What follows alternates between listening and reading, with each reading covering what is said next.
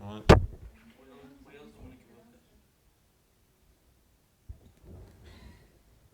Right, thank you, JM. So this is the price of lambs in New Zealand.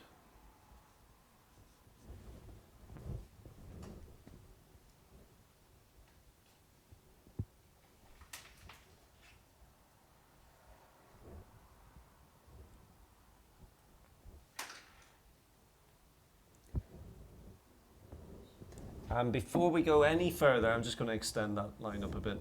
Before we go any further, let's call this A, let's call this B. So what's PNZ A, B?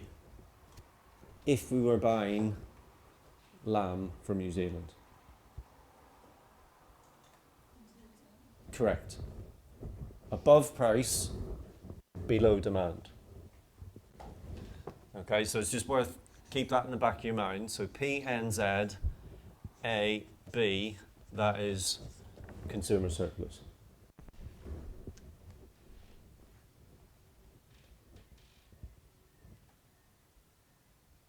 Now, can any of the domestic lamb manufacturers, lamb growers, lamb breeders, can any of them compete with New Zealand? None of them? Well, on the diagram, some can. So which domestic lamb farmers can compete? Very good. So if we take that across, all these people here, all these farmers here, they can all actually sell cheaper, can't they? So you do have some domestic farmers who can compete. So from the origin up to this point, that would be supply from domestic farmers, correct? So that's your supply, domestic farmers. But that is tiny, isn't it? I mean, that's very, very small.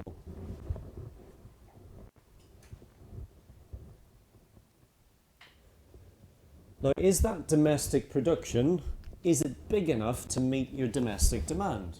So you've got, I don't know, a couple of centimetres worth there of the supply curve. Can they meet the domestic demand? No. Okay, so the next point in then is, where is the domestic demand? At PNZ. A. Okay, correct. So it's where this price line intersects with your domestic demand. So that's your domestic demand. So I'm going to label these. So that's quantity supplied domestically, 1. That's quantity demanded domestically, 1. Because you're going to have a few different points on this.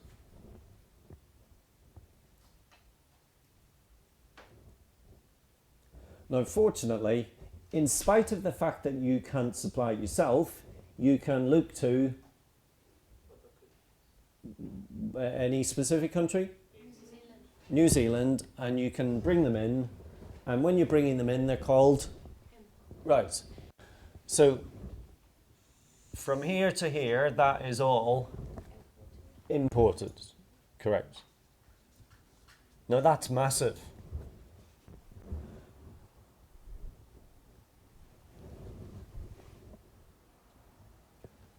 So from QS1 domestic to QD1 domestic, that's your imports. But it's huge. And it might potentially, Alana, be having a very detrimental effect on indeed, can we see that it is? So how many domestic farmers are going to be really put out by this? Well, but let's be specific with regard to the diagram. How many? So would these guys be put out? Or girls? So from there to that, would these guys be put out?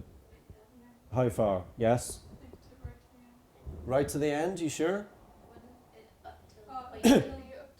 Yeah, so basically up to, so all of these guys and girls who are potentially farmers and willing and able to supply domestically, they just can't compete. So there's an enormous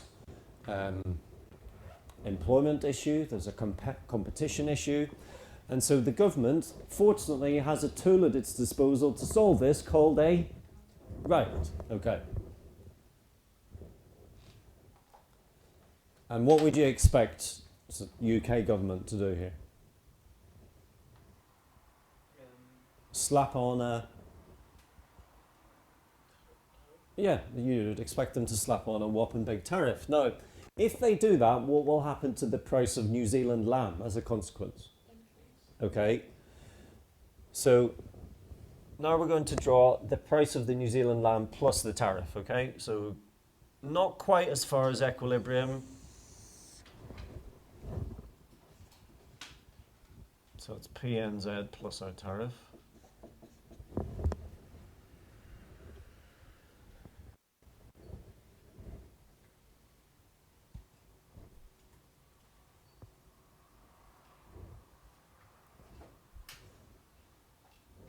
Right, so things to consider. Has it benefited domestic farmers? Yes. Why? Because Less of them are being priced out of the market. Yeah. So initially, all of these people were priced out of the market from here to equilibrium. Now it's only this very small amount that are being priced out of the market. So you've got much more, you're much more able to compete. Your domestic farmers can compete.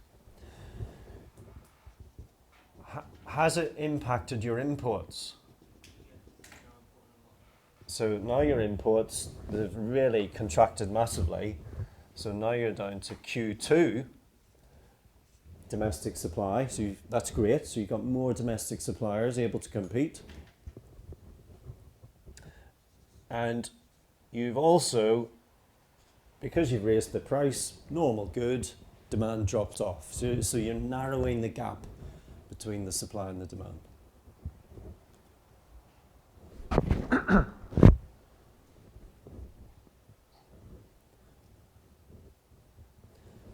So has the tariff done its job there? Yeah, so we're down to Q2 SD. Q2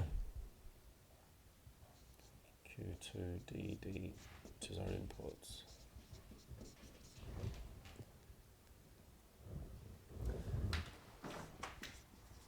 I would say, in terms of writing a response to maybe a question like this, it's really good to talk about being priced out of the market. So you've got fewer farmers, quote unquote, priced out of the market.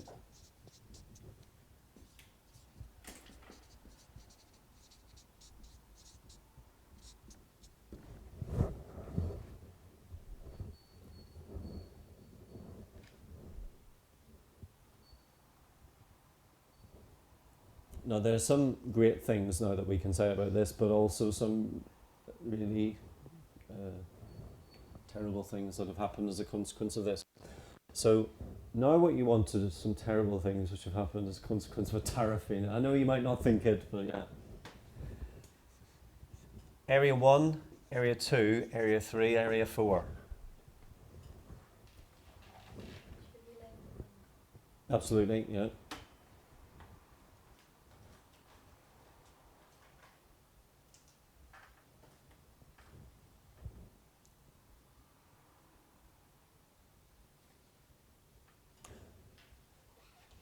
Now, I suppose the easy way to think of this is 1, 2, 3, and 4 used to be part of Very good. Consumer surplus. So we can now say once the tariff has been introduced, consumer surplus has by 1 plus 2 plus 3 plus 4, correct? And so the new consumer surplus area is, I know we haven't labelled it, but instead of being PNZAB, it's now PN to there, C, let's call it, B. Okay? So your CS has now fallen to PNZ plus tariff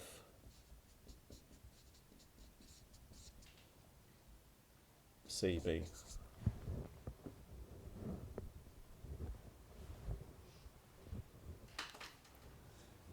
And the important thing, which you've already said correctly, is that 1 plus 2 plus 3 plus 4, they were all consumed. So what's another word for consumer surplus? Consumer welfare. Yeah. So consumer welfare is taking a bit of a hammering here. But there's good news.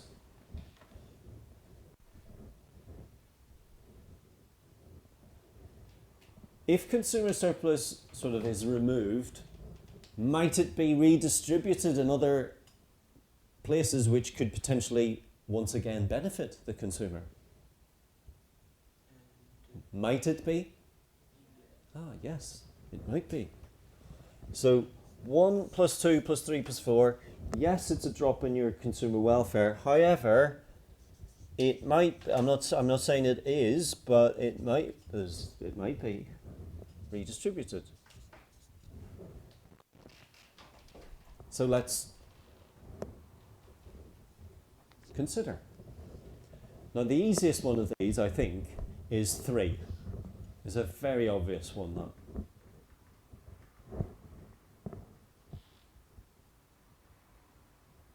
What's 3?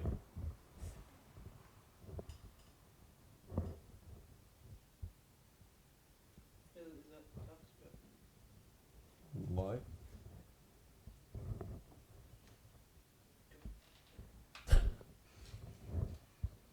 Okay, is that what you said when Jeff Riley said? Would Keynes agree with this? It's tax revenue because it's the distance between the old price and the new price. Okay, we're halfway there. Yeah, could you just finish it off? So what do you pay the tax on? Yeah, so can you see so where's the amount of imports? Yeah. So that distance is your tariff, and then that distance is your imports. So that is your tax revenue. Now, we said redistributed. Who gets it? Yeah. And then what might they spend it on? Infrastructure. Yeah. Infrastructure, healthcare, education. Might there be a consumer benefit longer term from that? Right. Perhaps. Yes.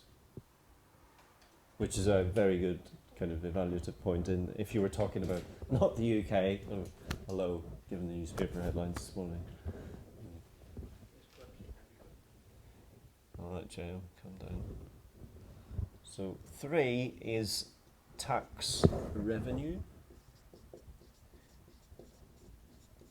which might be redistributed to the benefit of the consumers from whom you have taken that in the first place. Okay, now 2 and 4 are a little bit more tricky, so let's try 1.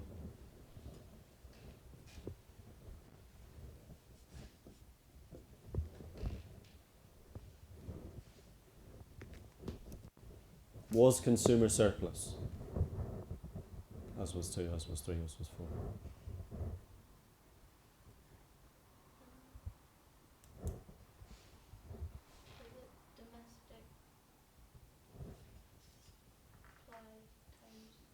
Well, it's to do with domestic supply, certainly. Why? Exactly. So before the tariff, that little triangle there, that was your producer surplus for domestic producers, above supply, below the price. So this, I suppose, is because the domestic suppliers are being priced back into the market because you're helping them out. And so there's obviously going to be a return to the domestic producer. So that, you're quite right, that is a rise in producer surplus. Okay, now 2 and 4, they're a bit more, you can do these together and a bit more tricky to think about, maybe. Who are the economic agents? So households, governments, firms, foreign sector maybe. So, you know, if you think about what we said about 3, so what economic agent has benefited? The government. Hi guys. Bring them in. Invite them in next time. Max Abdul Ghani's mate, isn't he? Yeah. The government. Who's benefited in 1? Firms, right? So we've got the government, we've got firms, so that leaves us with consumers. But we've already established you're taking welfare away from the consumer. So if 2 doesn't go to the 2 and 4 don't go to the consumer, they don't go to the government, they don't go to the firm, they don't go to the foreign sector. Yes. So 2 and 4 are the deadweight welfare losses because actually they go to nobody. Exactly. Is that not a bad?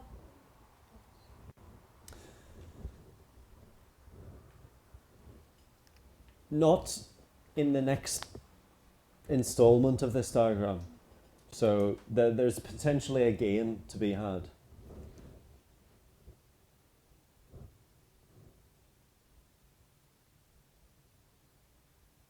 Okay, now, what would you say then if you got a question in the exam and they presented you with this diagram and they said the reduction in the imports depends upon, apart from the size of the tariff, what would your other answer be? So not domestic supply, not exchange rate. On the diagram, what would make a big difference? Right. So if these curves were much more inelastic,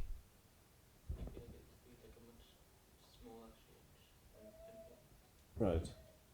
Whereas the more elastic they are, the more kind of effective, which is obvious, isn't it? So if you're importing oil in elastic demand, you whop a big tariff on it, the country will still buy it because they need it. Would that reduce the welfare loss as well? Because in theory. Yeah, probably because the whole area is going to be tighter and smaller. Yeah.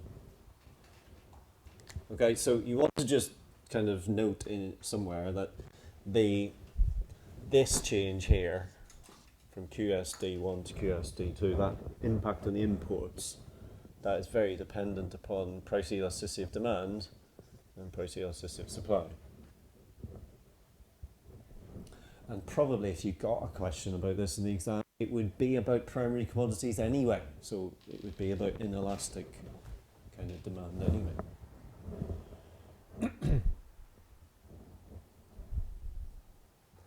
Okay. So that's kind of stage 1 of this diagram of 2. So there are 2 stages to it. Now the next diagram, which we won't have time for today, so we'll have to do it tomorrow. But suffice to say, we're about to leave something, the European Union, from which we benefit from, which means no tariff barriers between countries.